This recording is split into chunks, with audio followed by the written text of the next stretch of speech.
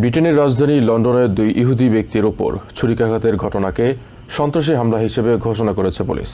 এই হামলার ঘটনায় ৪৫ বছর বয়সী এক ব্যক্তিকে গ্রেফতার করা হয়েছে বলে জানিয়েছে লন্ডন মেট্রোপলিটন পুলিশ। বিবৃতিতে তারা জানায়, সন্দেহভাজন ব্যক্তি ব্রিটিশ নাগরিক এবং সোমালিয়ায় জন্মগ্রহণকারী। ব্রিটেনের প্রধানমন্ত্রীও উত্তর লন্ডনের গোল্ডার্স গ্রিন এলাকায় সংঘটিত এই ঘটনাকে ইহুদি বিদ্বেষী হামলা বলে আখ্যা দিয়েছেন।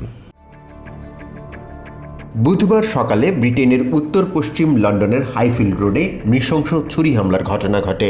মেট্রোপলিটন পুলিশ কমিশনারের দেওয়া তথ্য মতে দুই ব্রিটিশ ইহুদি নাগরিক হামলায় গুরুতর আহত হন। তাদের উদ্ধার করে পরে দ্রুত হাসপাতালে নেওয়া হয়। পুলিশ কমিশনার স্যার মার্ক রাউলি জানান, খবর পাওয়ার কয়েক মিনিটের মধ্যেই পুলিশ ঘটনাস্থলে পৌঁছায়।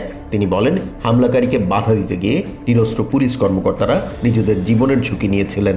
রাউলি জানান, হামলাকারীর কাছে বিস্ফোরক থাকতে পারে এমন আশঙ্কা সত্ত্বেও পুলিশ সদস্যরা সাহসিকতার সাথে টেজার ব্যবহার করে তাকে নিয়ন্ত্রণে আনেন। এই ঘটনায় জড়িত ৪৫ বছর বয়সী এক ব্যক্তিকে হত্যাচেষ্টার অভিযোগে গ্রেফতার করা হয়েছে।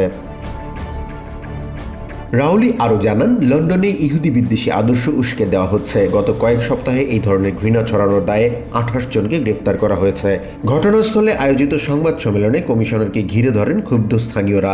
তারা চিৎকার করে বলতে থাকেন, আপনি ইহুদিদের নিরাপত্তা দিতে ব্যর্থ হয়েছেন।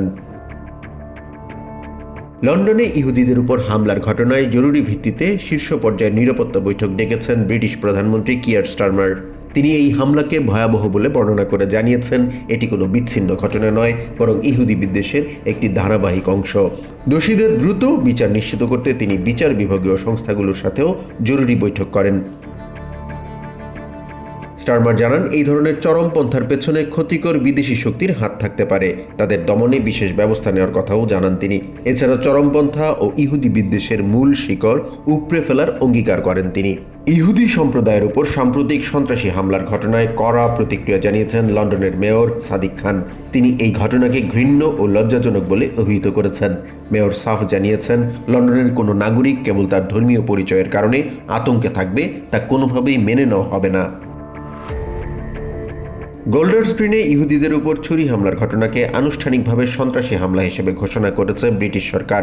এই ঘটনায় ক্ষোভ প্রকাশ করে দেশটির স্বরাষ্ট্রমন্ত্রী ইভেট কুপার জানিয়েছেন, ইহুদি সম্প্রদায়ের নিরাপত্তা নিশ্চিত করা সরকারের সর্বোচ্চ অগ্রাধিকার। সাংবাদিকদের প্রশ্নের জবাবে স্বরাষ্ট্রমন্ত্রী বলেন, এটি তদন্তের একেবারেই প্রাথমিক পর্যায়ে। এই মুহূর্তে নির্দিষ্ট কোনো দেশের সংশ্লিষ্টতা নিয়ে মন্তব্য করা ঠিক হবে না, তবে সরকার প্রতিটি দিক খতিয়ে দেখছে। ইহুদি বিদ্বেষকে বিশ্বের অন্যতম প্রাচীন ঘৃণা হিসেবে উল্লেখ করে তিনি বলেন, কেবল পুলিশের সংখ্যা বাড়িয়ে এটি নির্মূল করা সম্ভব নয়। জাহান মিথুন, TVN 24 news desk. New York থেকে সম্প্রচারিত TVN 24 টেলিভিশন বিশ্বজুড়ে বাঙালির কণ্ঠস্বর।